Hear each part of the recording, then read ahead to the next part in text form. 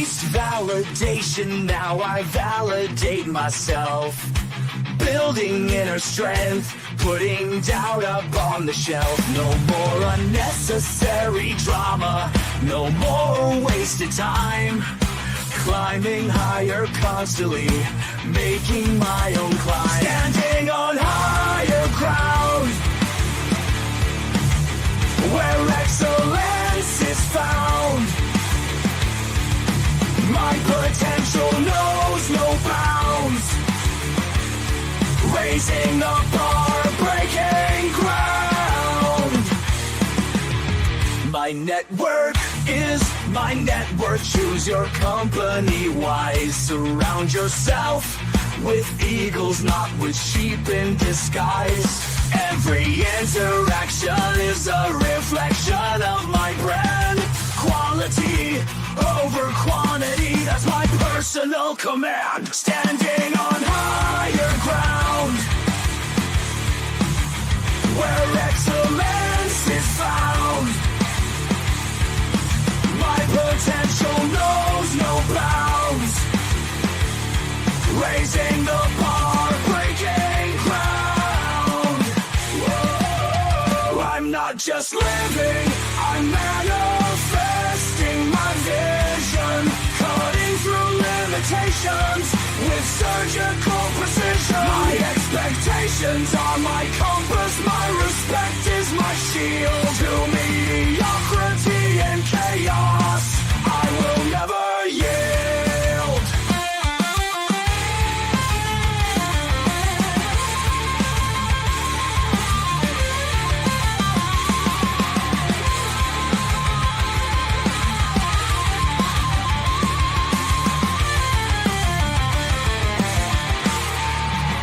I'm not just living, I'm manifesting my vision. Cutting through limitations with surgical precision. My expectations are my compass, my respect is my shield. To mediocrity and chaos, I will never yield.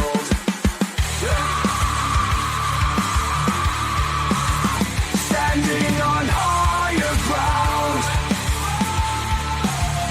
where excellence is found. My potential knows no bounds.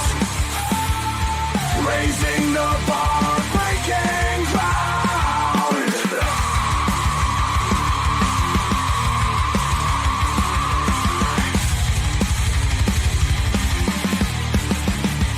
I'm not just living, I'm manifesting my vision.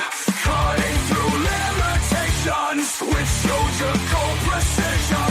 My expectations are my compass, my respect is my shield. To mediocrity and chaos, I will never yield. How you doing, ladies and gentlemen? Welcome to This and That. I'm your host Xander, where we're talking about this, that, and everything in between. Uh, walking into Tuesday, government still shut down. We were talking about it yesterday.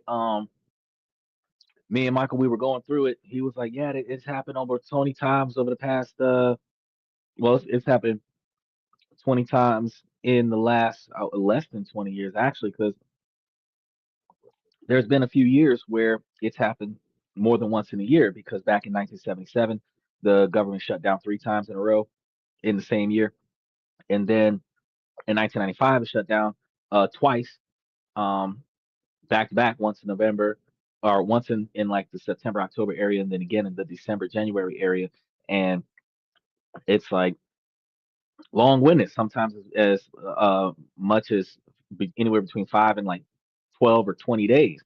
So this government shutdown, we don't know when it's going to stop being shut down. It's not like it's just like miraculously going to come back up in the morning. Whenever they reach their resolution, whether it's this week or this time in December, whenever they reach their resolution, that's what's going to happen. And as we were talking about yesterday, it is costing a lot of money, upward of $700 billion a day, that it's not um, up and running.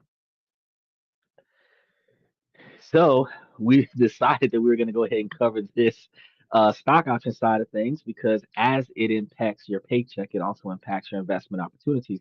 So today, Tuesday, we're going to be talking about the ways that the stock market is being modified and compromised by the shutdown. So I want you guys to like and subscribe.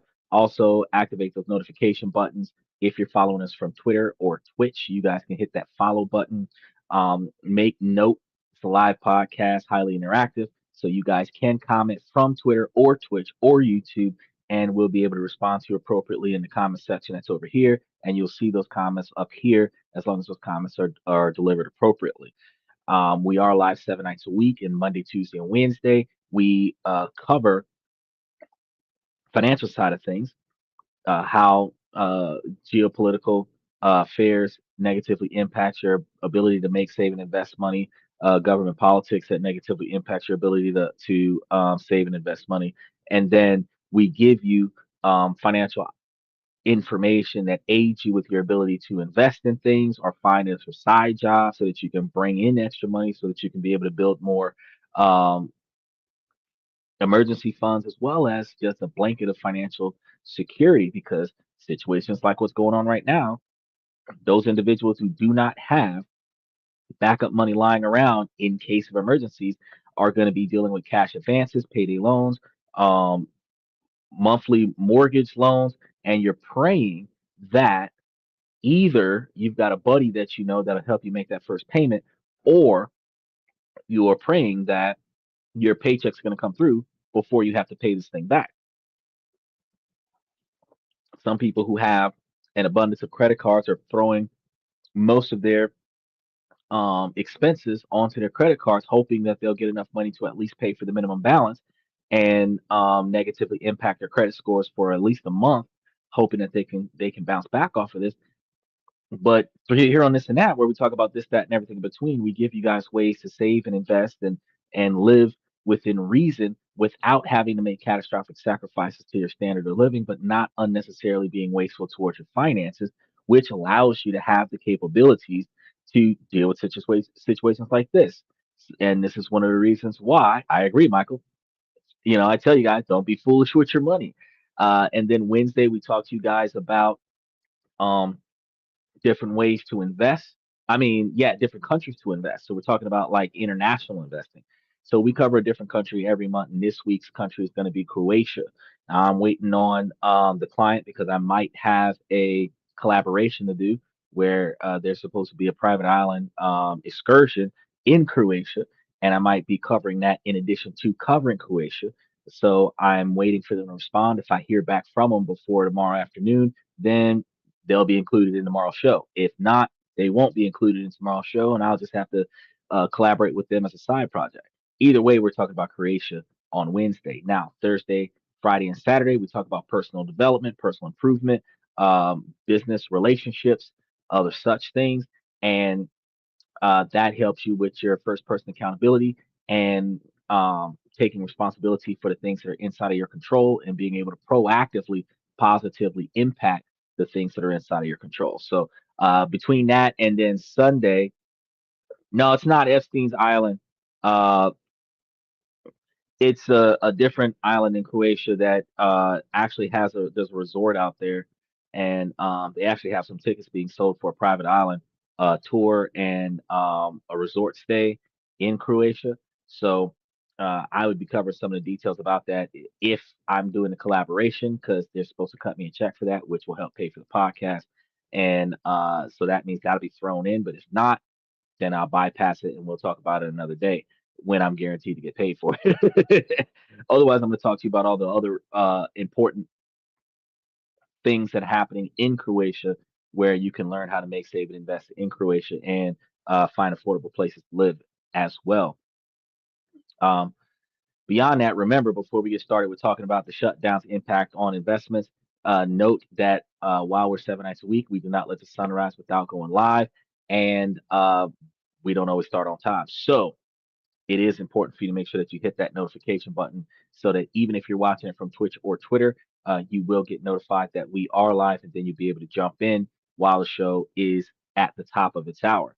Now, remember, we are buying into for the dividend rotation strategy. we're buying into Global Net Lease is an underrated stock that's doing okay right now. You pick it up before the 10th, and then the ex-dividend date on the 10th, you'd be able to own it the morning, evening before the 10th, which would be Thursday, so that on the 10th, which is Friday of this week, you'll be able to schedule it for a sale and get you some dividends off of that one as well.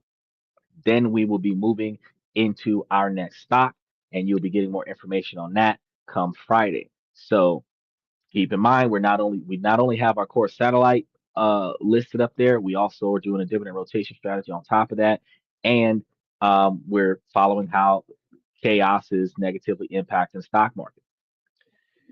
With that being said, let's come to understand the current dynamics because we have a weekly economic hit running into the billions. We understand that there's major indexes tumbling and headlines screaming about a market crash. You already know this coming. The October 2025 government shutdown is still in effect, and the panic feels very real. Red arrows are dominating every screen that you look at. Financial news anchors are talking about those hushed tones, the urgent risk off sentiments sweeping the market, where your portfolio, the one you've spent at least the last 7 months on, if not years building, suddenly feels like it's sitting on a trap door, like you're about to hit rock bottom. Well, one of the things I can tell you is that the stocks that are going across the bottom of the screen are some of the most undervalued stocks in the market. They have already hit rock bottom. So, uh, special shout out to Max. How you doing, Max? Uh, we are talking about the investment opportunities that we. Is it past your bedtime? It's like midnight right now. You got school in the morning. It ain't Halloween yet. You got school in the morning. After daylight saving time, I might start a little bit earlier. That way you can catch me right around the dark swim. But what is you up so late for? You do not. I know Joe don't have your curfew at midnight on no Tuesday night. You're gonna be sleeping in class because you was on the podcast. That is not a good example for your teacher. Talk about some. I didn't do my homework because I was watching this and that podcast.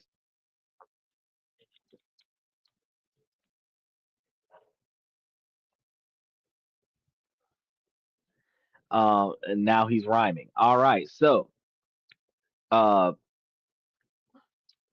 either way, recognizing that the stocks that are there right now, these are like the lowest that they're going to get right about now because they already tanked at the beginning of the year. And this is the lowest that they've been in the last 5 years. And these are the ones that are putting out 18 to 20% dividend returns. So when you're investing in them now, we've been investing in them all year. We've been seeing massive gains off of them. So you're going to see those massive gains as well. And that's one of the reasons why we encourage you guys to get in there and start trying to make it do what it do. So um, grab them, at least note them down, do your research on them, see which ones you want to grab. There's about 50 of them up there.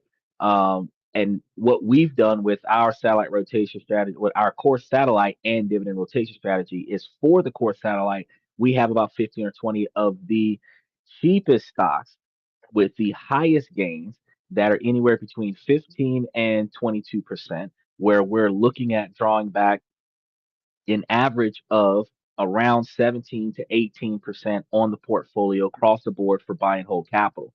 Then the rest of the stocks are in the dividend rotation strategy where we're hitting all of the quarterly stocks every month, hitting different quarterly stocks every month throughout the month so that we can maximize our gains on our trading.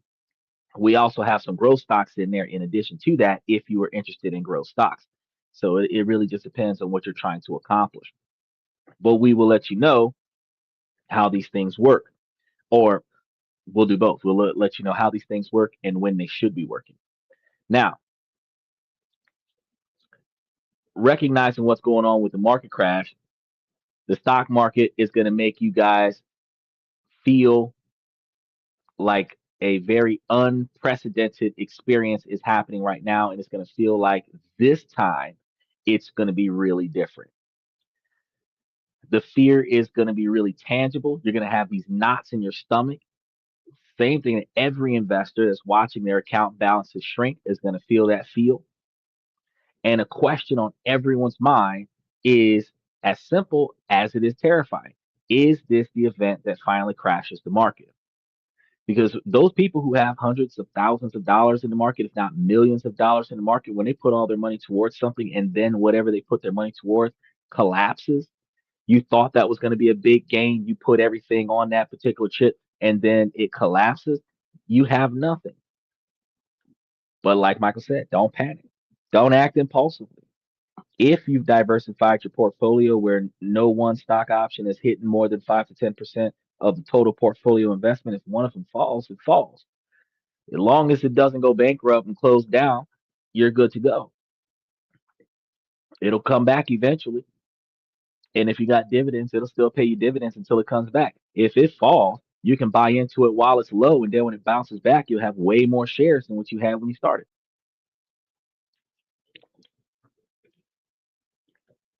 But what if I told you that historically the stock market has actually climbed in the months that followed a shutdown? Did you know that? What if the story everyone's telling you, the one fueling all the panic, is only half of the story, right? Because everybody's either thinking about a happily ever after or catastrophic failure. I'm going to be honest with you, it sounds completely counterintuitive, almost unbelievable with the fear in the air that we're experiencing right now. But before you even think about touching your investments, you owe it to yourself to look at past the screaming headlines and then look at the present screaming headlines and then take a hard look at the data. That's one of the things that people need to pay attention to. Historical trends lead to predictability, and those historical trends lead you to be able to understand that while this dip is a dip and that dip is going to be temporary, that dip will be followed by a climb.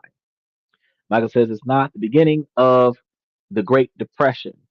Actually, no, the beginning of the Great Depression happened with a 700% dip in April. That was the beginning of the Great Depression. And now we're just kind of like bouncing back. But every time we start getting onto a smooth sailing, he didn't either hit us with some more tariffs. He didn't made a change. Now we got a government shutdown. Folks ain't spending no money because everybody broke, nobody getting paid, and so many things is happening. He's not really at fault for the shutdown, but he didn't did tariffs like three or four times this year, and every time he does tariffs, everybody run. And after he stopped doing tariffs, now we got the shutdown thing. And you already know that they're trying to sign off on TikTok by December because if they don't sign off on TikTok by December, they got until March of 2026 to figure this out. And if it don't get done by March of 2026, there's a high likelihood that TikTok is just going to be off the air, period. And those people who are growing their TikTok accounts right now on the main China platform may not have access to it come April, where all that investment would be for naught. So get what you can while you still can. But let's break down what's really going on, separate the myths from the realities, and figure out if this is a portfolio crashing catastrophe or a historically proven, if painfully, buying opportunity.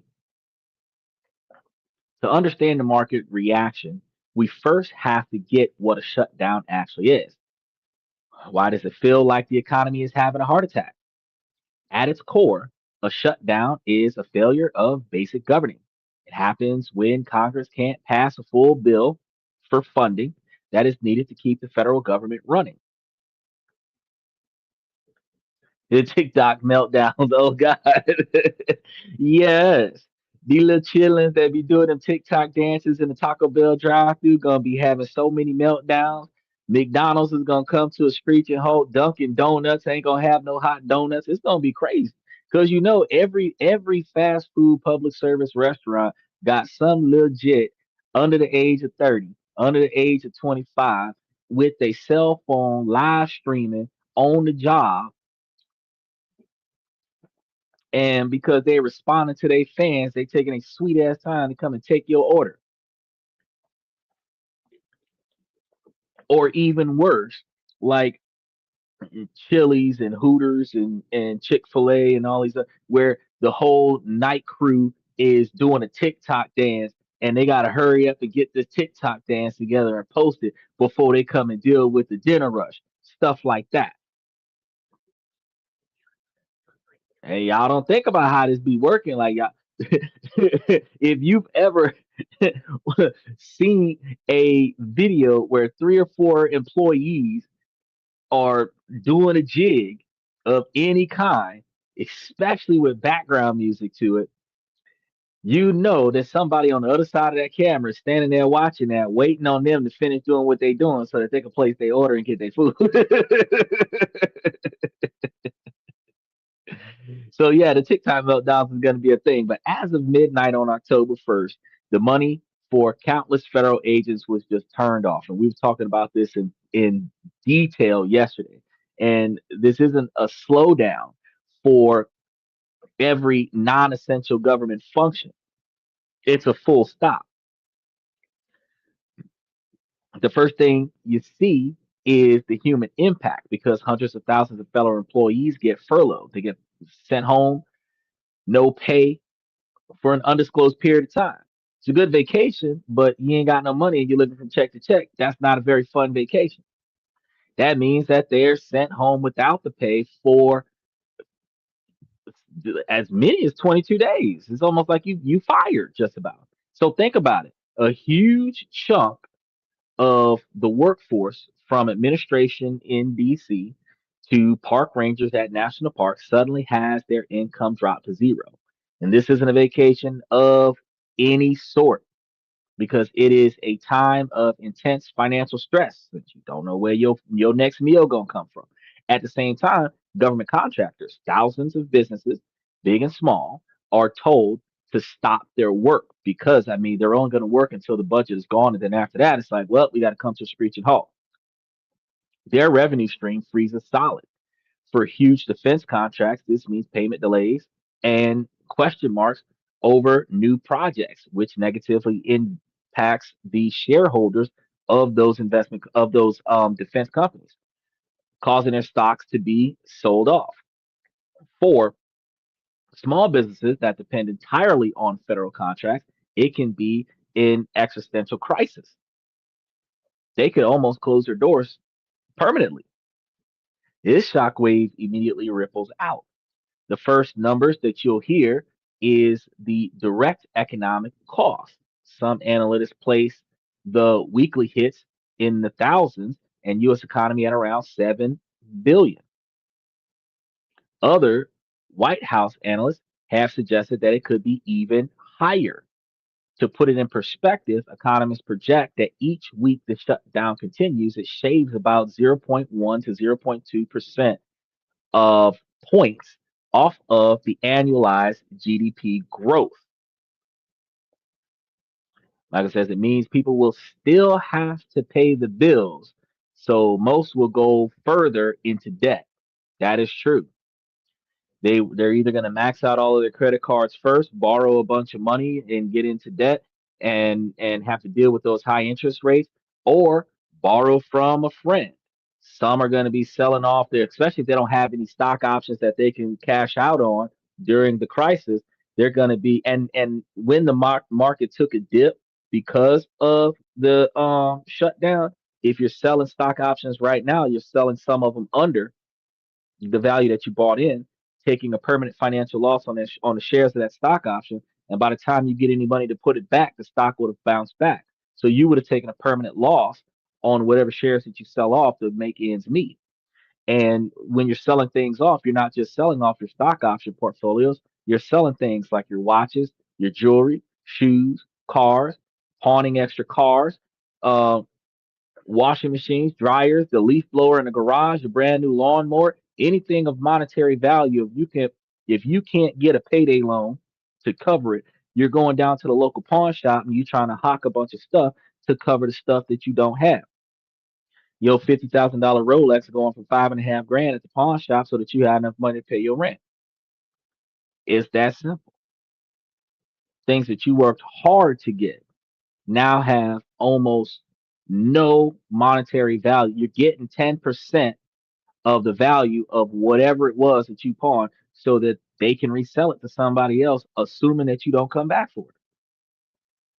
And in our multi-trillion-dollar economy, that might not sound huge, $7 billion, and everybody selling off all their shit, but these aren't just numbers on a page because it translates to real world pain.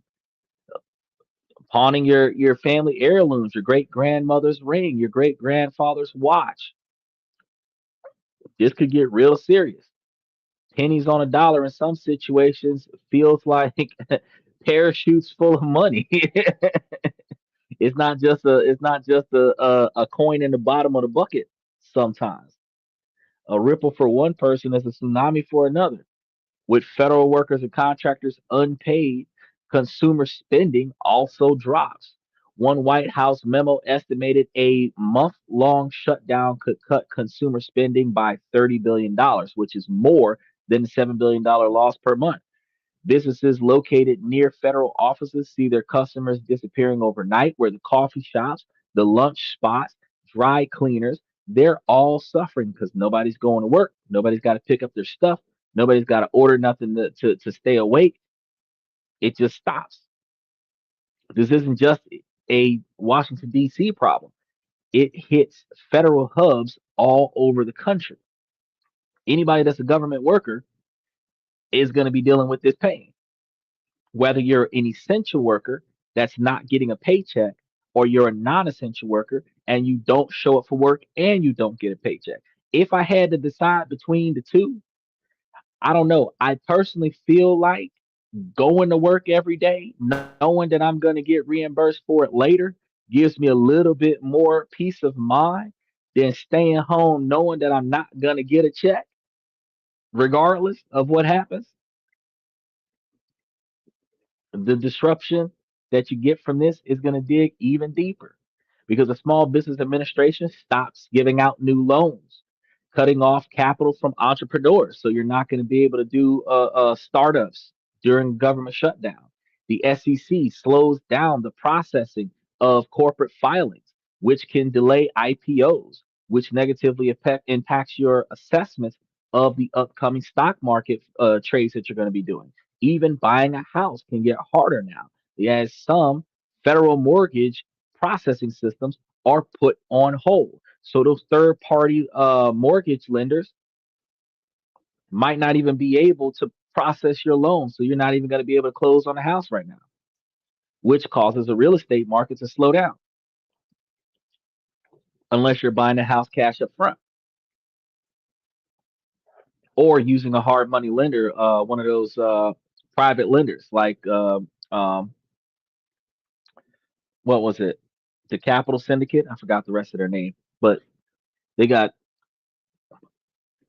different investment opportunities where you would have to leverage your assets, get you one of those private lenders to throw you some cash when the banks won't do it, but they're going to be hitting you like 14 to 18% interest. It's crazy. Like I said, this is why you want to have assets. This is why you want to have capital, not just assets, because assets are good to have. But if you owned real estate right now, that wouldn't help you outside of the fact that you would be able to borrow against a stone in some situations to get your money. Because just like I told you, mortgages might be put on hold. So if you had a bunch of land, you wouldn't be able to do much with it because one, if your tenants are government agents, you're not getting the rent on time. And two, if you have to mortgage a property to get capital, you can leverage the property, but unless you're finding one of those private money lenders who's going to lend you the money, even though the economy sucks, you're not going to be able to get a loan on the property. If you have assets that are sellable or loanable, then you can put those up as collateral, like I told you at pawn shops and stuff. But in this situation, it's better for you to have capital, either having money in the savings account that you can access, a high interest savings account that you can access, a stock option that you can liquidate, or money in the safe at the house where you can get you some cash out the safe and take care of your bills until the money shows up.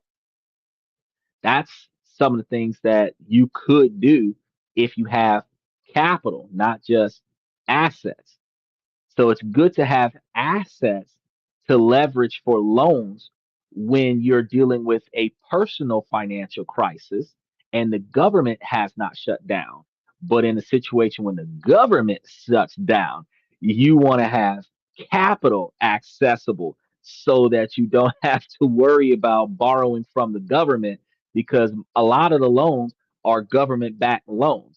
And even though those government backed loans are given to you from non government agencies, if the government backed loans are no longer backed by the government because the government shut down, the loan agency is no longer issuing loans or have delayed the loaning process until they can guarantee that their loans are backed by the government. See what I'm saying? So you can't do anything until the government starts back up again. And being debt free is one of the best places to start when the market crashes, because if all your bills for next month, for November, is paid for and at the 4th or 5th of October, you don't got to worry about the fact that there ain't no money coming in right now, because you don't really need nothing besides your day-to-day breakfast, lunch, and dinner. So if you filled your fridge up with food, you are good outside of running out of gas in your car. If you budget right, you'll be good to go. But like Michael said, capital is definitely going to be better, and having fast cash that you can gain access to. So see, you could teach an old dog, please don't kick me. I got a young buck right now. He's about 4 years old. My old one, she's like 13, so really ancient. But you got to think about the fact that, yeah, everybody can learn. And another thing before we get back on top of this topic about the stock market crashing and what stock options we need to pay attention to, you have to understand that even on this and that, when we talk about this, that, and everything in between, that you don't always have to be the smartest tool in the shed to have information that somebody else can benefit from. A lot of times you can learn something from a homeless person, you can learn something from somebody who's filed bankruptcy, you can learn something from a gambler. There is people who've made bad financial decisions and they learn from those mistakes. You can learn from their mistakes so that you don't make the same mistake that they made. So there's a lot of things that you can learn from other people just by listening and then doing your own research and following up. So when we tell you guys about what's going on the show, first of all, everything I tell you is curated and then it's fact checked by Michael. So you've got a peer reviewed podcast right now. And if I ever recommend that you should do something, I go in and I do it too. That way I can verify that it does work because I do it too, which is beneficial for you. So as I get my gains, you get your gains, then you know what I mean? We all getting money. And then there's going to be the travel. We've got to deal with the issues with travel. And you would think that when I start talking about travel, it's like, oh, well, you don't have enough money to fly back home. Oh, God forbid, you're a government worker and you're living out of town on the government dollar in a hotel or something. Yeah. And then the government contract drops. Nobody's paying for your hotel stay. You don't got enough money to fly back home. What the hell are you going to do now? That's a problem, but that's not the problem, because there's uncertainty around TSA staff and they're going to be worrying about traveling, right? And this is going to cause people to cancel trips. Travelers who are not comfortable with getting on planes after post 9/11, because there's going to be less TSA agents in a positive mood at the airport and less TSA agents at the airport altogether. Some people will be canceling trips, which will negatively impact the stocks related to travel, whether it is the customs for the cruise lines or the airports for the airplanes. And this creates another drag because not only does it hold back on the airlines and the cruise lines, it also negatively impacts hotels and the whole tourism industry. So, what we're watching isn't just a political squabble in Washington, D.C., it's a self inflicted economic wound that starts with federal workers and radiates through the entire economy. And that's the problem. And that's the foundation for all the panic. Like I said, some of the best tips come from listening to business meetings held at the Great American Hotel in downtown Salt Lake City. Oh, okay. That's a good place to go. Anywhere there's a seminar, especially if it's a free one, where you can just sit there, listen, eat you some pretzels, and learn something new. Even if you go to one of those seminars where they dance around the topic, they never tell you what the topic is about, but they give you some key information to keep you sitting there so that you can be wondering what the hell is this about. You could take that key information and go research it, and you'll still get the scoop and the skinny on what they didn't tell you in the seminar.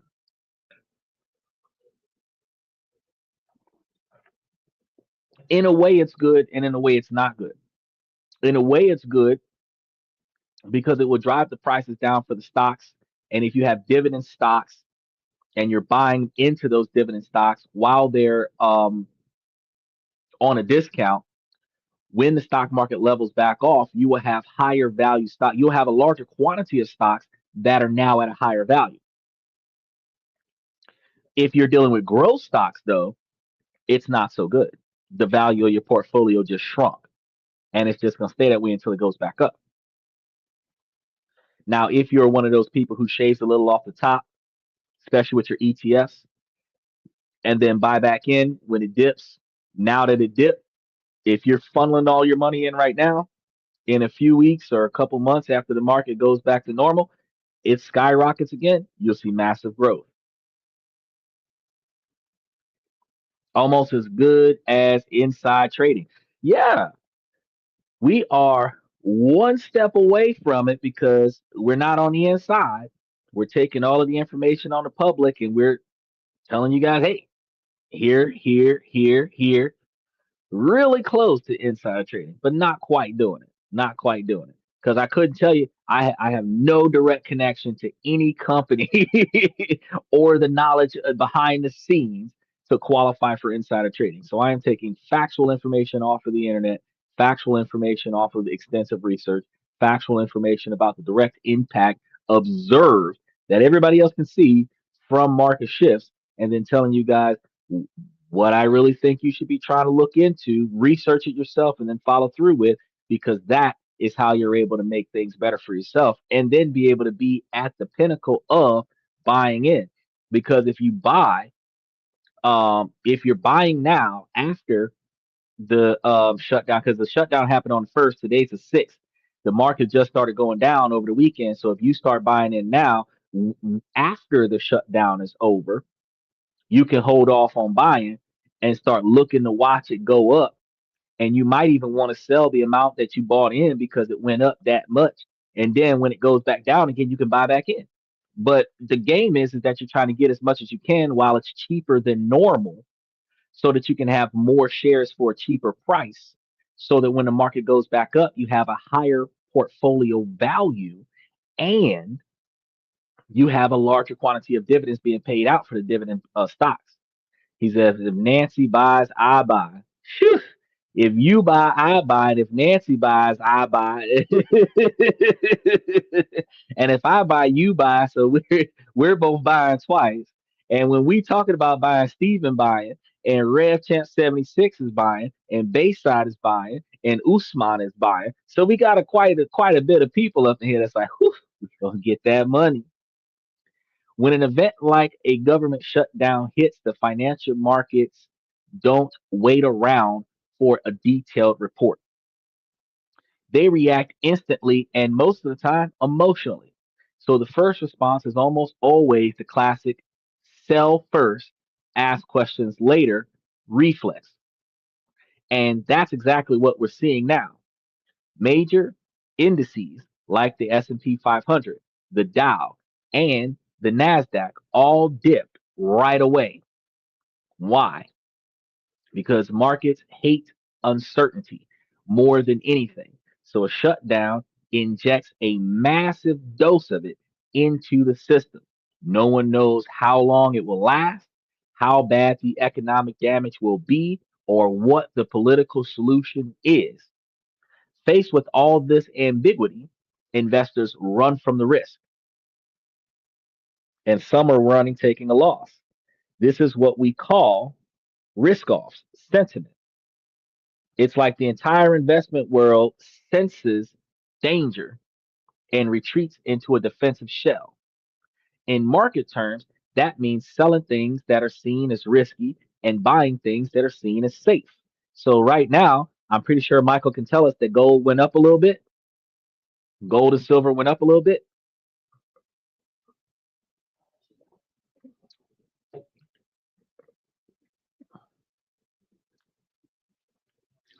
Um, Cyclical stocks are usually the first to go. These are companies tied to the economy's health. Car makers, airlines, many retailers. Those are going to be the ones that are going to be the first to get sold off. Investors figure that with consumer confidence falling and the economy slowing, these companies' earnings will take a hit. We're also going to see intense selling in any stock with direct government ties, trust accounts, um, maybe bonds and other such things. Defense and aerospace companies get hit hard by the prospect of delayed payments. So, where does the money go? It floods into so called defense sectors. These are industries that people need no matter what the economy is doing. So, we see money move into utilities because people still have to pay their electric bill. It goes into consumer staples, companies that make toothpaste, groceries, hand sanitizer, toilet paper, bottled water. These are the things that people run to the store to go get first. You'll have 1,000 packs of toilet paper, not one can of food, but you set for the storm. You got 2,000 bottles of hand sanitizer and a few hundred cases of water, but you got steaks in a deep freezer with no power. Y'all don't be prepared for shit. But people still need to buy the basics. And it moves into healthcare since medical needs don't just disappear. And we'll also see classic flight to safety into assets. So gold, the age old haven in times of trouble like these, sees its prices tick up ever so slightly. And strangely enough, investors often buy. I'm thinking they were going to run from treasury bonds, but they often buy the US treasury bonds as well because while it might seem weird, buying the debt of the government that can't even agree to stay open, ironically, globally, US government debt is still seen as one of the safest assets on the planet because they'll give you your money back eventually. So gold has gone down because last time we talked about gold, it was 4,200, and before that, it was 4,700. So it's gone down $1,000. But silver has stayed around 42. Silver is usually around 10% of gold or less, and now it is a little over 10% of the value of gold. Silver is undervalued. I can tell you that right now. The demand for gold and the demand for silver is what and what because they're both used in manufacturing. Gold is used in jewelry, but silver is actually not even 10%. It's like 1% of, well, silver is like 1% of gold. So you can buy, um, oh, he said gold today is now 4,000. Oh, okay. So it just got some new information. Okay, good. But still, silver is like 43, right? So what you're still looking at though is for 1 ounce of gold at $4,000, you could probably buy 100 ounces of silver. And when the supply of gold is gone, you have the supply of silver left, and that means that the supply of silver, the demand for silver will go up, and when the demand for silver matches the demand of gold, you will have 100 times more. Protector and gamble. Yeah,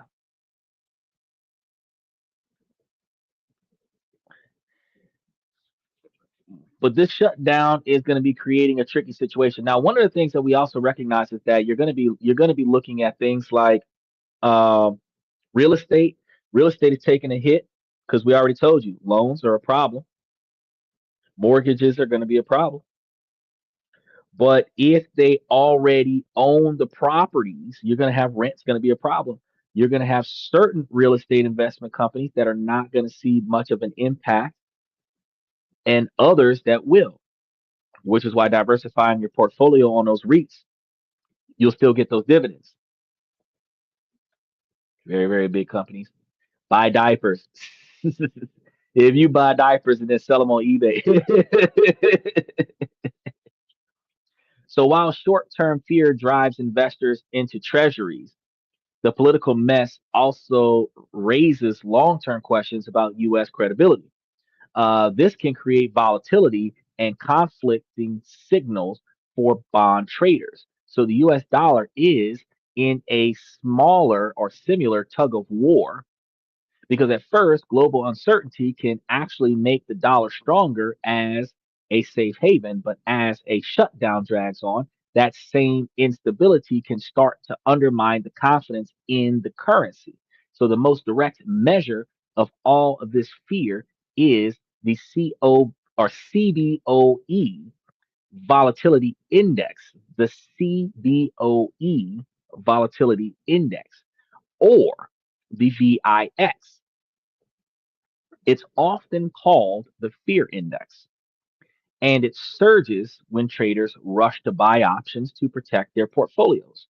A rising VIX is basically the statistical picture of market panic. And to make it all worse, there's a data blackout because they're not reporting because of the shutdown. The very government agencies that gives us essential economic data like reports on inflation, jobs, and GDP are all closed right now because the government shut down. So trying to navigate the market without this data is like flying a plane in a storm with a blindfold on and no gas in the tank. Shit, complicates every decision. And it adds another layer of risk that sends investors running for the exits. And this is the panic that happens in real time. So the red on your screen is real when you're looking at your stock portfolios. The economic pain is real, and the panic is palpable. It all seems to point to one conclusion. This is a disaster for your portfolio, right? That's the myth that the market is selling you. But now let's pivot from the emotional reaction to the historical evidence. Let's test that myth against the cold, hard data because this is what we like to do. We like to laugh and dance around facts. So, since the modern budget process started in the 1970s, as Michael said yesterday, we've had over 20 government funding gaps, with many leading to actual shutdowns. This reoccurring political drama has given us a great data set to answer a simple question. He said, I'm used to problems. Every man is used to problems. We have 99 problems, and a female is usually 98 of them. I think only Puff Daddy was the only man on the face of the earth that had 99 problems, and a female wasn't one of them. And he's still serving on 31 of them problems.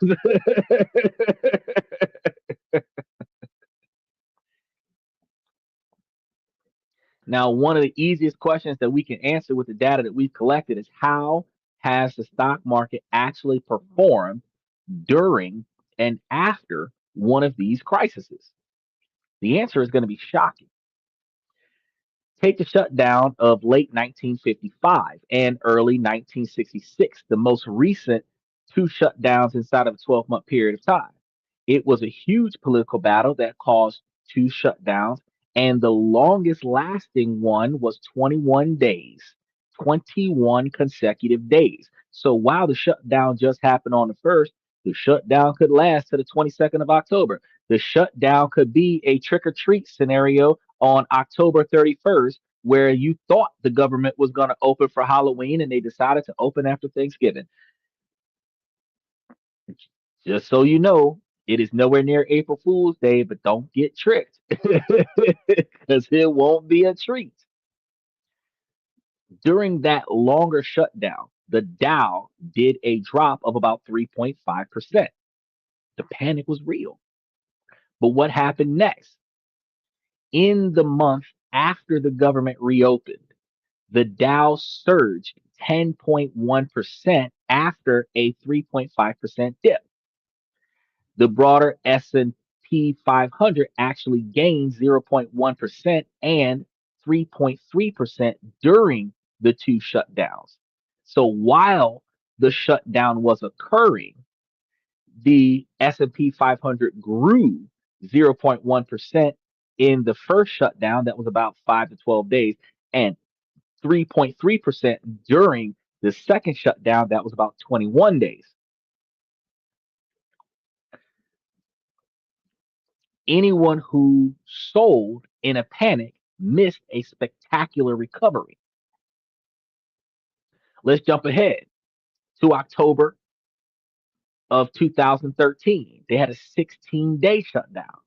The headlines were gloomy, and the economy had a cost that was estimating at $24 billion. So the market must have tanked, right? Nope. During those 16 days, the S&P 500 gained 3.1%, and it just shrugged off the political drama. But the ultimate test case is the longest shutdown in US history. It was a 35-day marathon from late 2018 to early 2019. The Congressional Budget Office said it would wipe out $3 billion permanently from the economy. This was the scenario everyone was fearing at the time. And yet, during those 35 days, the S&P 500 didn't crash. It soared over 10%. Now, to be fair, that rally was mostly because of the Federal Reserve that signaled a policy shift, but that's the point. The market was far more concerned with fundamental drivers like monetary policy than with political theater in Washington. And some of those real estate investment trusts that depend on the policy changes from the feds are still thriving off of the interest rates from the people who are currently paying their mortgage. Debt based lending that is still being funded by somebody is keeping those real estate investment trusts growing. Michael says stocks overall not affected by the shutdown. That is true. Initially, it does drop about 4%. Yeah, I seen that dip over the weekend. And I said, well, let's see what happens because it's supposed to bounce back by Friday. I still get my dividends. You offset any capital losses at the end of the year versus capital gains. So, that's less taxes that you got to pay for. And this isn't just cherry picking. The pattern is surprisingly consistent. Research from LPL Financial shows that the S&P 500 has on average been about flat during the actual shutdown periods. An analyst from Carson Group found that across 22 shutdowns, the S&P 500's average return during the closure was a slightly positive 0.3%. But the truly stunning data is what happens after the shutdowns end. So that's the part that we want to talk to you guys about. This is where the myth of a portfolio crash just falls apart. That same Carson Group analysis found that on average 12 months after the shutdown ends, the S&P 500 was higher 86% of the time with an average gain of 12.7%. So out of almost 25 shutdowns, 86% of the time after the shutdown was over, within 12 months of each one of the shutdowns, there was a 12.7% gain on the stock. So while the stock is plummeting right now, I know your ass ain't got no money because you didn't put no money in the safe at the house. But if you do anything right now, you either hold or you buy in. That's the two options that you got. You hold or you buy in. I mean, unless you're swinging a dividend rotation strategy and you're trying to sell and you're up at the moment. But if you're down at the moment, wait it out. Wait it out. You can sell later. You ain't got to sell right this second. It ain't going to kill you to hold off a little bit, especially if you don't have nothing that you're trying to swing into for next week. Yeah, someone did their homework. Bro, I always do my homework. I do my homework before anybody else know that there's homework because I read the syllabus. I did my research here on this and that, where we talk about this, that, and everything in between. This is fact-based information that you can cross-check, and Michael peer reviews it. So he gonna tell you if I'm wrong. If I ever comes through and says something that ain't right, he gonna come through and say it's right. And he can tell you that outside of which year Old Spice first came out, that's probably the only thing that I got wrong since I've been on this show. And Michael can verify that. He said Federal Reserves is very close to the U.S. stock market. Yeah, they are. They're best buds. They smoke weed together. Another analyst found the average 1 year gain when the stock market recovers from a government shutdown to be even more impressive of 16.95%. So essentially, if you're the avid investor like me and Michael, you look forward to a shutdown because one, you put a decent quantity of cash in your savings account or that you can access that's not directly impacting any automatic bill pay accounts that you have. So that when the government shutdown happens and you don't have a standard income coming in, you can take money from your savings account and directly pay all of your automatic bill pay stuff. And then still, now that you're looking at the market going down, take some of that extra money out of savings that you're not really using and throw it into the stock market to get you some gains. Not necessarily saying that you should dwindle your emergency fund, but anything that you're comfortable with doing away with because it's about available risk, you can take advantage of the dip and then maximize your gains. If you're one of those folks like me that got you a safe and that safe got you a decent quantity of savings to hold you over for a little bit, then you still got money in your savings account, even more of a reason because you could take the cash out the safe, start taking care of stuff around the way, take the money from the savings account, throw it into the stock option comfortably, still have your emergency fund, still have direct access to capital gains. If you have a power outage, who cares? The safe is manual, not electronic, so you don't have to worry about uh, what happens if during the government shutdown you have a power outage. Who gives a fuck? I got money in the safe. You got look. I'm gonna tell y'all some low down dirty stuff. Get you a safe, put it in the trunk of your car, and do not let your car get impounded. Bro, when's the last time somebody broke into a trunk? Never. That's where you hide the body. In the spare tire section of the car, put the spare tire on top of that motherfucker. And then make the trunk look junky. Don't nobody want to sift through no trunk trying to find no safe. It ain't gotta be no big ass safe neither. Because when you think safe, you think about a 3'5" vault. But a safe could be a little because you only really need like $5,000 or $10,000 of cash. Really, because you're not supposed to travel across with cash money. You really only need like $9,000 of cash, and $9,000 of cash can fit in a 2x5 safety deposit box with a key. So really, it would be smaller than a spare tire, and you could fit it in there where the spare tire goes, and then put a full size tire on top of that bitch. Motherfuckers see the full size tire and be like, "Oh yeah, that wouldn't fit in the spare tire section." You got jacks and lifts and all this other stuff in the trunk of your car. Nobody's gonna think to look under the spare tire for a safe with cash in it. You can take your money with you everywhere you go. Then when the power is out, you just go in the trunk of your car, pull out a couple hundreds, and take care of your shit. I'm trying to tell y'all, there's some ways out here that you could be taking care of yourself that people don't be paying attention to. It works during the flood. It works during the, long as your car don't wash away, you good. Some folks is like, oh, it's gonna flood. Take some chains and an anchor, anchor that boy to the house. I ain't losing my car. That bitch important. Michael said, if you know the cards in your hands, he right. If you know the cards in your hands, if you know the cards that's about to be played, you know what you about to deal with. If you know the moves that your partner's about to make, your opponent's about to make, you can make counter moves.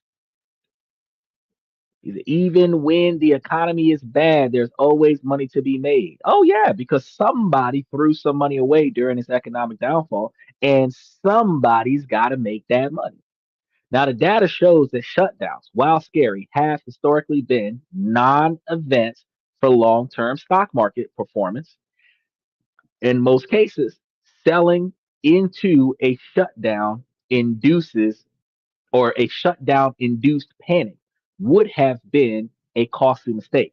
So I'm going to say that for you one more time. Selling into a shutdown induced panic would have been costly mistakes. The historical reality is that markets tend to look through the noise, treating these as temporary disruptions, not fundamental threats. The data doesn't just challenge the myth of the shutdown crashes, completely destroys it. So the data is clear. Shutdowns don't crash the market. But why? Why do markets, which can panic over the smallest bit of bad news, consistently shrug off something that seems so huge? The answer comes down to two key distinctions. The market understands, even if the headlines don't. First, the most important, a government shutdown is not a debt default. This is the absolute key. So any company that makes money off of debt based interest, a shutdown is not a default in debt. It's just a delay of a payment. If you're a billionaire, you buy a skyscraper. If you're a billionaire, you should buy the sky and lease it to the planes.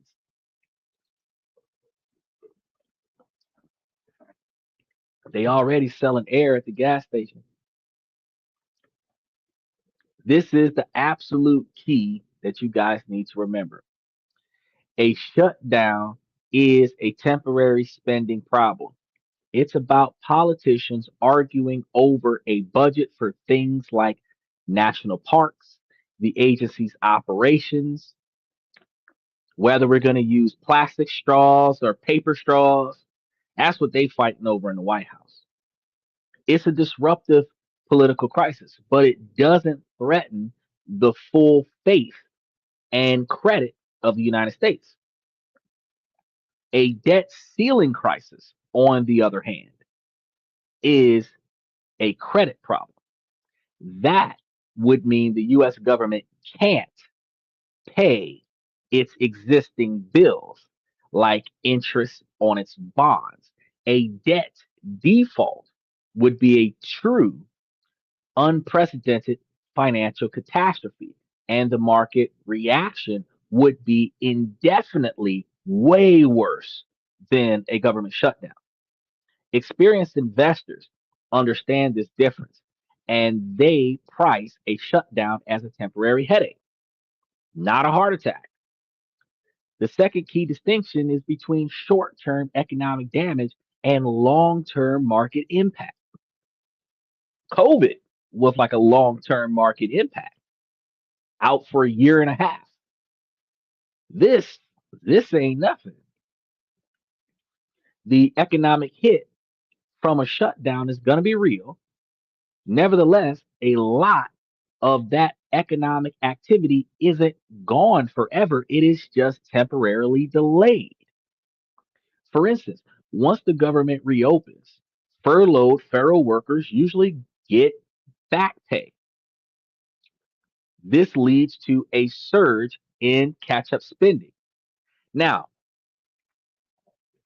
thinking about it, since we're salary, if I'm furloughed, laid off without pay, so I don't come to work until I start getting paid again, that's a damn good vacation. Stay my ass at home asleep. Because the essential workers that gotta show up regardless of their paycheck, they don't get paid. They might actually be hourly workers instead of salary, and they don't get paid, but they gotta be there till they checks show up. And everybody who's playing catch up on their bills, playing catch up on paying off all those loans that they borrowed against to keep things afloat until their money came in, that is going to extremely stimulate the economy swiftly. And that's where the increases come from in the stocks. The Congressional Budget Office estimated that while the 2018-2019 shutdown cost the economy about $11 billion, roughly 8 billion of that was eventually recovered. In a nearly $30 trillion US economy, the market sees this as a relatively small temporary drag, not a recession starter. We were we were in a depression earlier this year. Nobody really paid attention to it because we're so used to not having. And we're like, fuck it. Since we started doing upside down black and silver American flags, we just stopped caring about not having because we used to it. Shutdowns are rarely a surprise anymore. So much for the uncertainty is often priced in before it even happens. So they kind of expect, with Trump being in office, the Republicans and Democrats never getting along, that when you start talking about what we're going to be spending in quarter one, there's usually a shutdown in quarter four. And then when we start talking about arguments over taxation in quarter four, there's usually a shutdown in quarter one. You just know that one of them is going to happen every year. You usually either see the shutdown before tax season or you see the shutdown before the holidays. Now you see in certain years where we had three, you've seen another one right around 4th of July. I don't know what the hell they were shutting down that time for, but these other ones make a lot of sense. Oh, good point, Michael. Make sure that you guys like and subscribe as y'all are coming through. Hit that notification button, mash on those reaction buttons, and show some love to the show and stimulate the algorithm because the algorithm just realized that we are here. I actually had one video went viral. Some bitch got about 80,000 views and counting right now. And it's really going. Special shout out to Bangladesh because they're watching the bejesus out of this show over there. Really appreciate y'all. Markets are going to be forward looking, believe it or not. Shutdowns are rarely a surprise. And that's one of the reasons why we shouldn't panic as much as we do. If we financially prepare ourselves, whatever happens, happens. We would have, honest to God, we would have less of a downturn in a market shutdown if 100% or even 90% of the American population put 60 days worth of spending money aside. If you paid all of your bills 2 months in advance and kept $5,000 or $7,000 of essential capital set aside in case you needed something. The government could shut down for 60 days and not miss a penny worth of normal spending.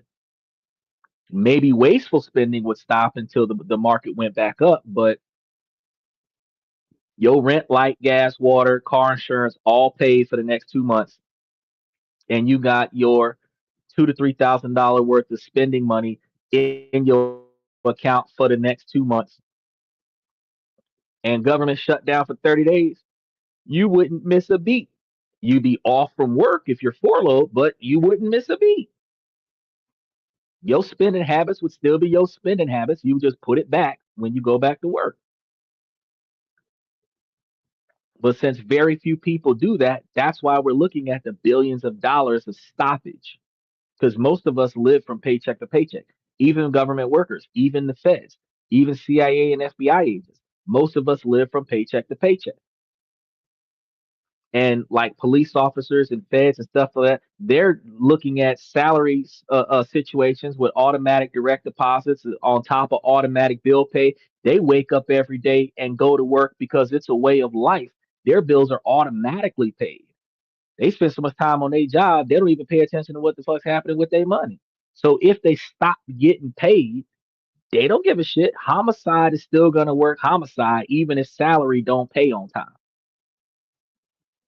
One of their homies got a little bit of spending money, hold them down until their paycheck come through.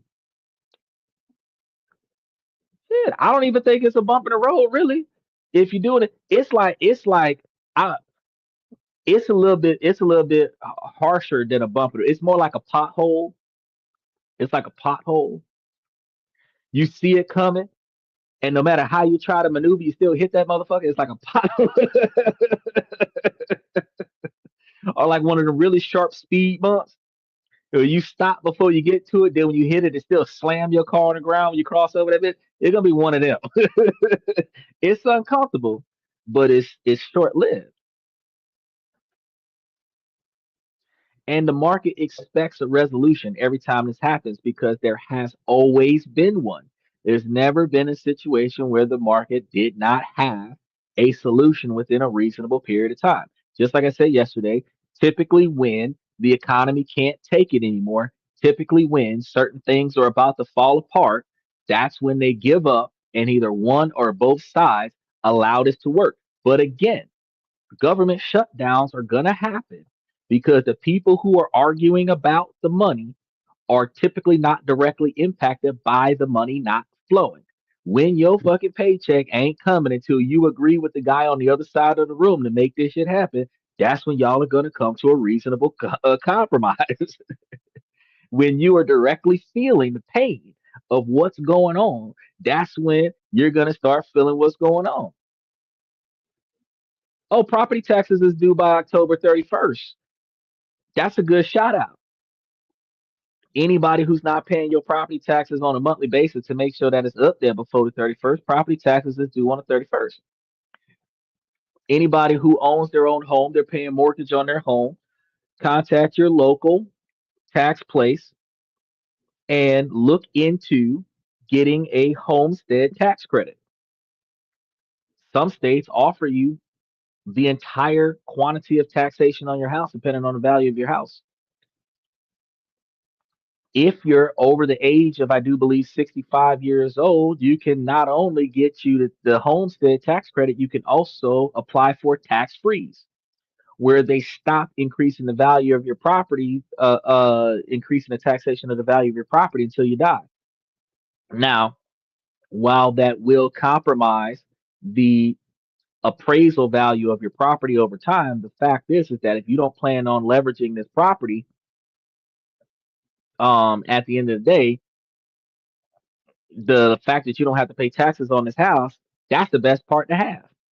You essentially, once you've paid off the mortgage, if you've got tax exemptions or tax credits that are keeping you from having to pay taxes on a house and you have tax freezes keeping the value of the taxes of the house from going up every year, you could find yourself in a position where you don't owe shit for your house,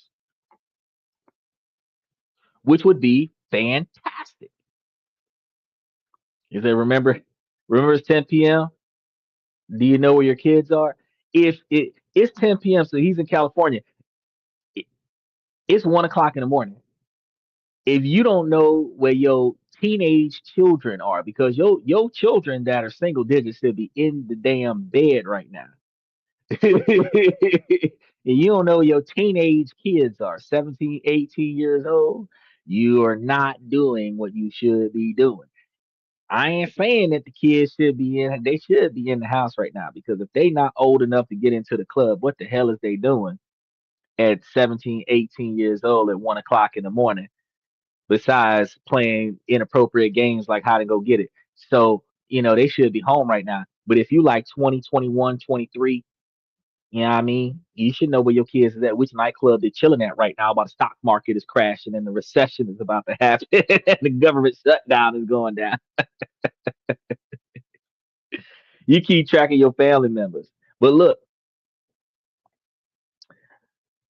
if the market starts looking past the temporary disruptions and you do the same thing, the general view is going to be that the shutdowns have little lasting effect on the corporate earnings or the economic growth, which are the real drivers for prices, depending on which stocks that you're buying towards. So this doesn't mean that there are zero long-term consequences, because there are. There is a slower, more insidious effect. The erosion of credibility. Erosion. Yeah. Every time one of these crashes happens, it chips away at the global confidence at America's ability to govern itself. And this could eventually lead investors to demand a higher risk premium for holding US assets. It can also cause a brain drain of talent, like I was telling you guys yesterday. Federal workers that are tired of the uncertainty, they're tired of working for free for unspecified periods of time. They're tired because they're not going to get a raise, they're not going to get a bonus, they're not going to get paid with interest. They're going to work for free until they get paid, or they're going to be unemployed for an unknown period of time until they get called back into work. And they're going to get tired of that. And it happens every year. And because it's an unspecified period of time, you can't say, oh, because the government's about to shut down, we're going to go on vacation. Because the government might shut down for a couple of days, you got to bring your ass back from vacation. You just sitting at the house waiting to get called on, you know?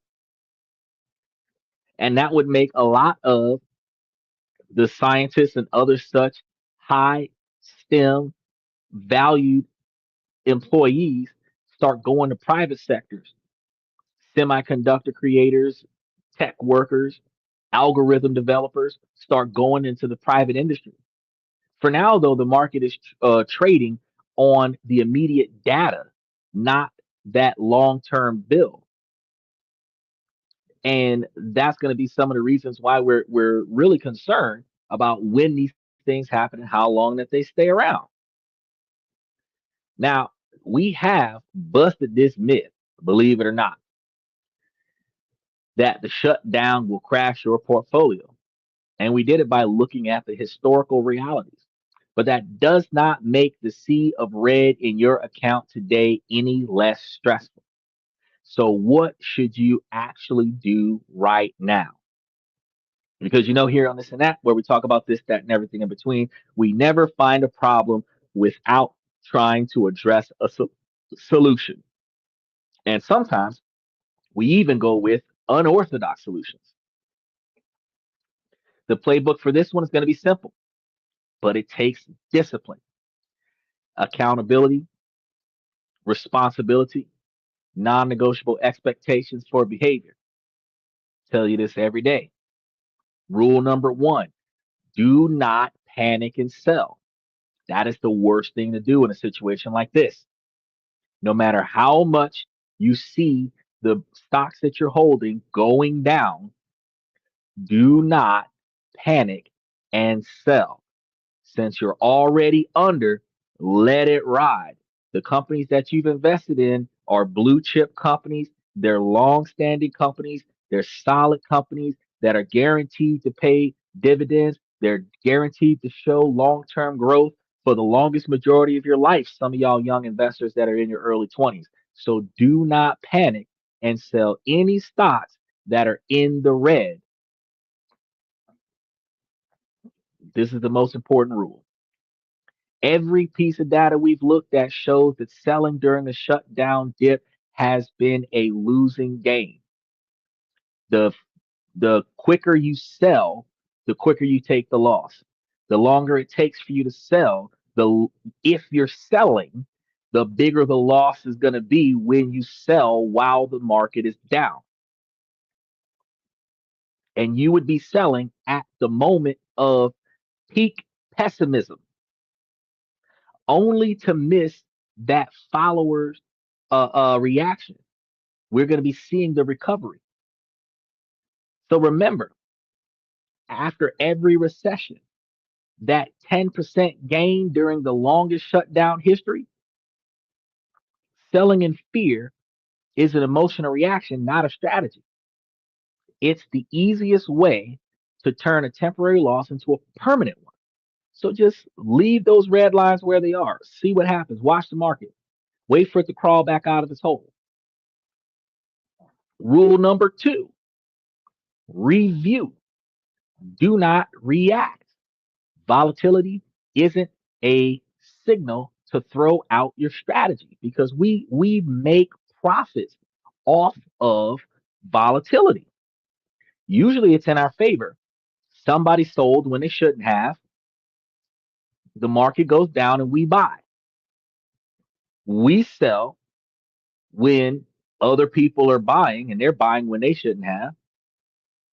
And we benefit.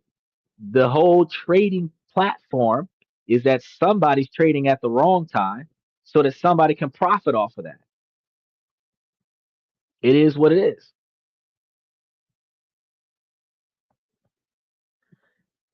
So do not throw out your strategy. It's a chance to test your strategy.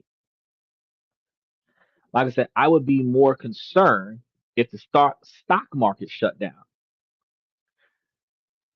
I don't get it. Wait, you said, oh, all your transactions frozen.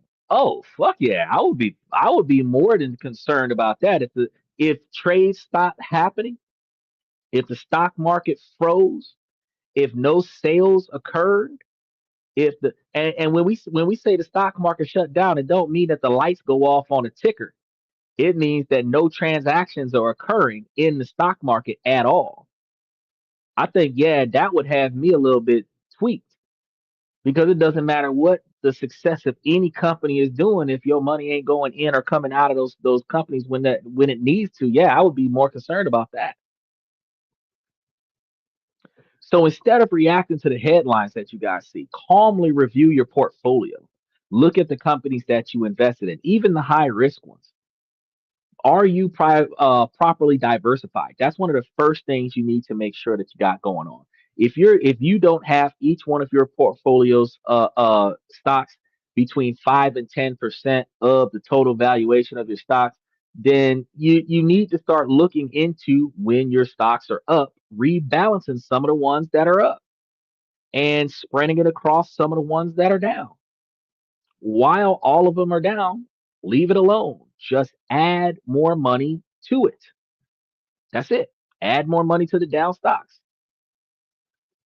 He said all your money is frozen, untouchable. Shit, like some Capone shit where the feds came and froze your assets, talking about some criminal activity. Ooh, I would hate to be in that situation. Another question you want to ask yourself: are you too concentrated in one sector? So you might have a diverse portfolio across one dominant sector. If all of your stocks are in, say, oil, and something happens in the oil industry, the largest majority of your portfolio would take a dive. So if you're supposed to have like uh about 5% in each one of the stocks, and then you want to have it equally divided between, I do believe we have like five or seven trading sectors. He said you're being evicted. Nah. But if you have it traded like five or seven different trading sectors, you want to have it a reasonably even distribution across each of the sectors that you're going into. But you want to have more than one sector. It'd be better to have more than two, if not possible, more than three sectors, so that if one sector is impacted, you have less than 30% of your portfolios impacted by that. And even if a sector might be impacted, if you have the higher performing stocks, you would be less impacted from each one of those sectors.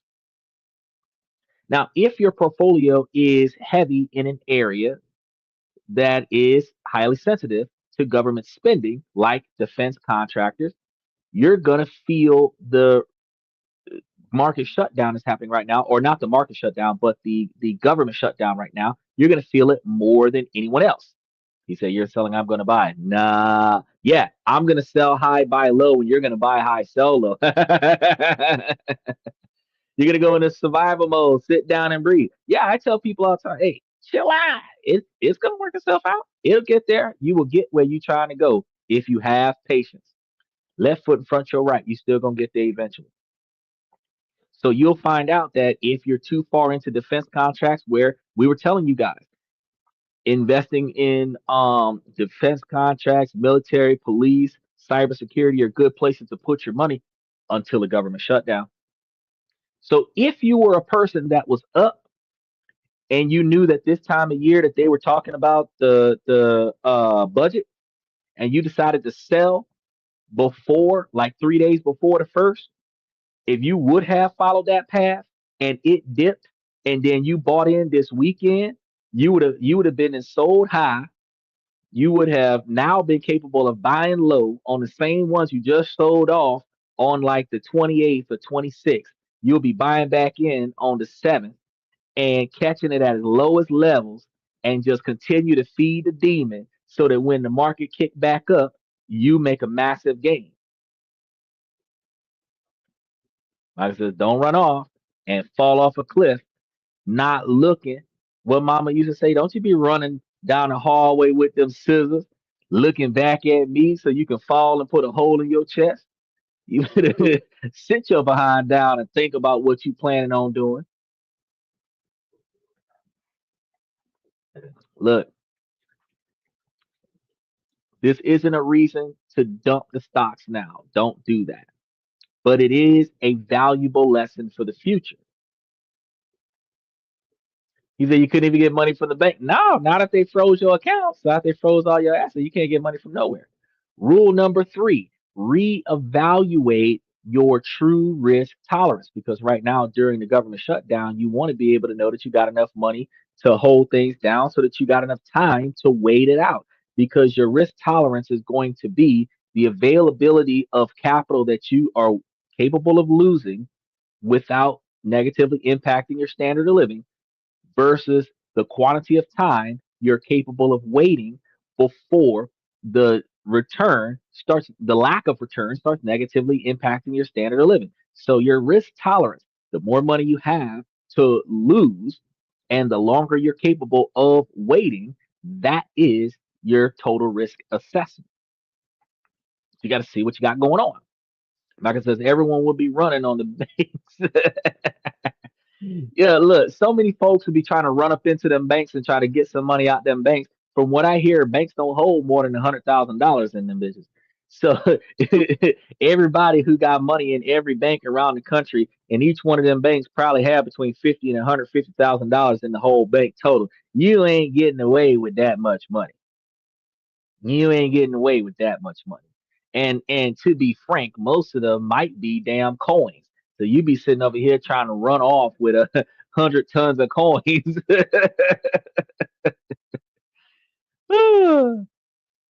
So once you start assessing your true risk tolerance, this is going to be one of those things to say to yourself and have a high risk tolerance mentality so that when the market is soaring, you know that you're good. And when the market is tanking, you know that you will be good when the market goes back to soaring. So it's easy to say that you got it good when everything is going good, but it's better to be able to say you got it good when it's not. Moments like this are the real test of your portfolio, of your risk tolerance, of your financial capabilities. Are you sleeping at night because of what's going on with the stock market? Or are you constantly checking your phone with a pit in your stomach or that giant knot in your throat, all upset, trying not to get all teary eyed? Which one are you? Are you the one that don't miss a wink? Or are you the one that's wondering when is this going to bounce back? If you're freaking out about this, your portfolio might be riskier than your comfort levels allow you. Even if you trust the process, you don't trust the results. The anxiety of this could kill you. And long, prolonged anxiety, hypervigilance, could lead to arrhythmia, and arrhythmia can lead to cardiac arrest. When stock markets crash, some people actually die from that because they health can't take it. They're so emotionally invested in their emotional transactions that they can't take the failure. That's valuable self-knowledge. And it doesn't mean sell now. It means that once the dust settles, you should think about building a portfolio that lets you stick to your long-term plans without the short-term agony. Rule number four, you're going to have to see the chaos as potential opportunities. Like I've been saying all night, this is a more advanced move and it's not for everyone. But if you have a long term horizon and you have cash ready to deploy, which is why I told you money in a safe, keep it in the trunk of your car or something like that. Um, Money in a safe in the house, money in a savings account. If you still got accessible cash, you got money in your portfolio that you haven't invested yet. And now that the dip happened, now you can throw that money in there. Big market dips like this will be a gift to you if you have cash ready to deploy it. Think of it as a sale on the high quality investments that you've already selected. When the market sells off great companies for reasons that have nothing to do with their actual business, like political drama, it can be a great time to buy. This isn't about perfect timing, it's about getting in as close to the bottom as possible. Rule number three, have cash reserves on hand. You should have had cash reserves on hand before the market dip. If you are preparing with your emergency fund and all of this stuff, and let's say that you want to do some renegade trading and say, well, I got like 6 months worth of reserve fund. I don't believe that this market crash is going to last us 3 months. I'm going to take 2 months worth of my 6 months of reserve fund and invest that into the portfolio and get as much money as I can off of the rise when the rise comes. You could do that shit. You could. You could take the money that you had on hand and take it out of your emergency fund. Not always a good idea, but you can take it out of emergency fund. That's an advanced move. It's a high risk. Throw it in. Then when the stock market come back up in a month and a half, take the money back out, throw it back into your reserve, keep the difference. You can do that. You can do that. As long as you're not taking the money that you're living off of day to day and throwing it into the stock market, you can do that. It's about systematically adding to your positions that you've already selected in good companies or broad market index funds at lower prices, a practice known as dollar cost averaging. We've talked about this before, but now you're seeing dollar cost averaging happening at its best right now during the shutdown. Now, if you like the company at its all-time highs, you should be thrilled to buy it at a discount. This is how you turn the market's irrational fear into your rational long-term advantages. So let's land this plane. The shutdown shock of October 2025 is going to be real. The headlines are scary and the daily drops are painful. But the idea is that this time is going to be different and that this will be the crash that everyone is worrying about. That myth is the myth of the moment. He says on a scale from 1 to 0, 0 is the effect. That is true. That is true. Market crashes don't affect me. Actually, I think I got more views because of the market crash. Didn't hit me as hard as people would think that it hit them. And the reality is that this information is backed by decades of data because I went all the way back to 1977 when they had the three market crashes in a row. You know what I mean? So since the 70s, they've always bounced back. And we in 2025. That's like 75 years ago. It's a long time, y'all. Markets have seen this move before and they know how this is going to end. So if this is your first year in investing, don't sweat it. It's going to happen again next year. They understand the huge differences between the temporary shutdowns and a permanent debt default. I can't remember the last time the country has had a permanent debt default. Money in your hand, not money in the bank. Yeah, you want to. Okay, so if you're traveling with more than $10,000, it is better for you to travel with that on a secure debit card or a checking account that has a debit card attached to it. If you're traveling with less than $10,000, it is good. I personally say good to have it on a cashier's check. But if you're talking about having spendable capital, it's good to have cash on hand. You're talking about emergencies, it's better to have money in the safe than it is to have money in the bank. Because while yes, it is technically safer for it to be in the bank since it's supposed to be backed by the FDIC up to $250,000.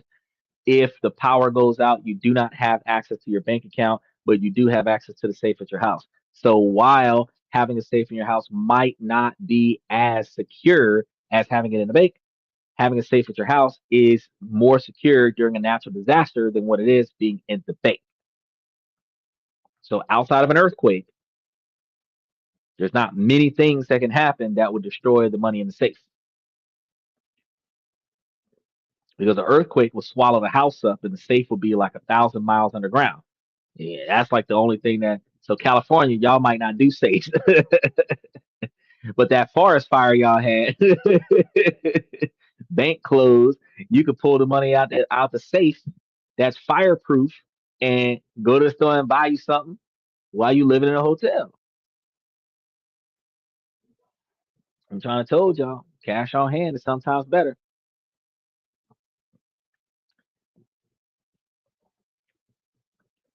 History has shown us a powerful pattern over the past 75 years.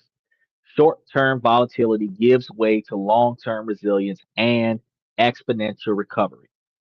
So, the biggest risk here isn't the shutdown itself, it's the reaction that people have to the shutdown.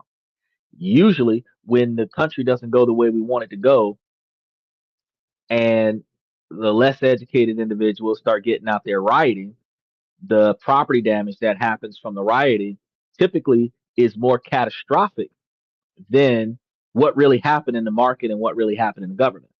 The behavior of the people when unexpected situations occur is what truly negatively impacts the economy. So if you guys don't panic, you guys stay strong, financially, you're going to be all right. The winning playbook proven by history is to stay calm, stay diversified, and stay focused on your long term goals. Because 20 years from now, the 2025 shutdown is not going to negatively impact you. He said, I'll pick it up later. You damn right. That's how you're supposed to do it. A shutdown creates a scary headline or several scary headlines, especially on social media. But for a disciplined investor, it is not a portfolio crashing event. What crashes your portfolio is selling impulsively due to the news that you found out about. Now, if you guys find this data driven approach helpful for cutting through the noise, I want you guys to do me one more favor and take time to hit that subscription button, hit that like button. Michael, hit that like button, and then ring the bell. Turn on the notifications for the app for future updates because we're going to be putting more shows up every week that's going to be giving you more and more clarity that you need to be a smarter, more confident investor. And I want to hear from you guys on our way out tonight. How are you handling this shutdown's volatility this year? Are you primarily holding steady, seeing a buying opportunity, or feeling the pressure? Either way, drop your feelings in the comment section below and let us talk about it. Because I responded to just about all of the messages that come through the channel. He said the crashes haven't affected you. Hell no, the crashes haven't affected me. One of the reasons why the crashes haven't affected me is because I never worked for the government. The other reason why is that I just started investing this year, putting away lots of money. And the other reason why is that because I was financially challenged going into the situation, buying things at a reduced rate is a benefit for the startup of the portfolio, which means that every time the market takes a dip, I am happy about that. Do I give a shit about what I've already invested in there? Absolutely not. There's more in there than what I started with. As a result, as a result, if I got extra money lying around, I'm throwing it down on what's going on right now so that I'll have more when everything bounces back. Because I already told you guys, if I start here in 2025, my 20-year plan, 2045, I should be living life like a king, living a life of Riley. I should have crossed over the $1 million position in 20 years. I should have crossed over the $1 million position in 10 years. So if my 20-year goal is to have a lifestyle that is fully supported by the dividend payout of my portfolio, I'm not trying to focus on what's happening right now today as far as getting scared and running away from it. I'm trying to see how much more I can get out of this before the stock option starts going back up. And for those of you that are getting paid weekly, bi-weekly, instead of taking one check and putting it all on bills and taking the next check and putting it all on investments, you might want to pay a few months in advance and, and take half of your check and put it in the investment and take the other half of your second check and put it on the investment where every 2 weeks you're investing in a stock option. Because that way you can make the most impact on your portfolio by doing weekly and bi-weekly investments. Because monthly investments is fantastic, but monthly investments, you one time per month, do you add money to your portfolio? And one time per month, besides the dividends that come in throughout the month, do you have a larger quantity of capital to invest in down stocks? If you're investing into your portfolio twice a month or every week you have a larger quantity of money that you can put towards down stocks. Then when those stocks go back up, your portfolio increases. These are the things that I try to tell y'all about when I be trying to tell y'all how to spend money, make money for you, invest, save, do your taxes, spend money on shit that's tax deductible, get your LLC, write it off on your LLC, get your CPA, make sure that you ain't doing nothing that's going to get you audited. All the things we try to tell you guys to make, save, and invest money. Now, what I'm going to do is I'm going to tell you guys, ladies, as long as the situation doesn't make sense, I'm going to keep asking you ladies to make it make sense. So, ladies, please make it make sense. And then, fellas, I want to let y'all know that I give y'all information like this 7 nights a week to help you guys become higher value men. Monday, Tuesday, and Wednesday, I'm giving you information to improve your financial life so that you have more peace in your personal life. And then Thursday, Friday, and Saturday, I give you information on how to improve your personal life so that you can focus more on your financial life.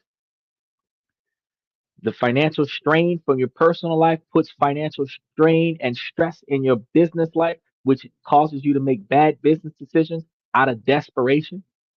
Not having enough capital in your business life negatively impacts your attitude in your personal life, and then you start taking short-tempered, heated shots at your partner and your family and your friends, and it is just stress being projected to the people in your network that mean the most to you. So if you change the things in your life that are directly inside of your control, then you have less things to make you mad, sad, depressed, angry, and then you have less stress. Now, ladies, while we're a 71% male driven podcast from the male's perspective, this information is not exclusive to the men. So, ladies, y'all can take all the information I give y'all and y'all can apply this to making yourselves higher value women. Because, ladies, if y'all find men that have the same mentality and the same drive as you to be financially successful, build generational wealth, and retire early, then y'all will be able to compile your skill sets and combine your assets and build a life together where both parties are reasonably invested into the relationship. And those are going to be the relationships that last the longest. Because if the man is the only person that's financially invested, the man is the only one that has assets and resources invested, the man has everything to lose. So he's not going to be the one that's going to be quick to run out of this relationship. He's going to try to make it work because look at what all he's invested in it and how much he's got to lose. If his partner does not have skin in the game, she doesn't have nothing to lose. If she walks away, she can keep everything that she gained, or in a divorce, take more than what she came in with. Walking away is a benefit. And that's one of the reasons why men are preventing themselves from getting caught up like that. So if you find a partner, ladies, that has the mentality that you have as far as saving and investing and growing your estate, that is the partner that's going to be more beneficial for you. I'm not saying find somebody to take care of you. I'm saying find somebody who's got the same goals that you do, similar goals, where y'all can work towards the same thing. Y'all headed in the same direction. That way, two $55,000 a year incomes, which is like lawyers, nurses, doctors, teachers, fast food restaurant employees, that can come together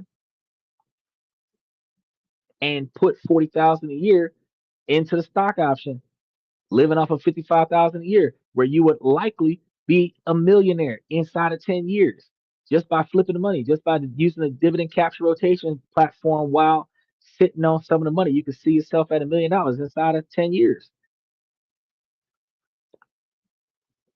So knowing this, two things you got going for you. One, you're not going to have a revolving door of relationships that last 1 year, 5 months, and 6 days, where every other year you're in a new relationship with somebody else. Two, now you got somebody who's got plans that you have plans on, and y'all can work together to get to those plans, achieve those goals, travel the world, and everything to that effect. And three, y'all both can retire early so that you can live the rest of your life with the person that you thought made you happy when you were struggling to get there. So there's a lot of reasons why this benefits you, but y'all have to proactively put forth the effort to make things happen in your favor. Start working towards making your later greater, not just trying to catch up to the right now. All right. That's all I got for y'all for tonight. I want to thank you guys for coming to this and that. I'm your host, Xander, where we talk about this, that, and everything in between. And I'll see you guys tomorrow.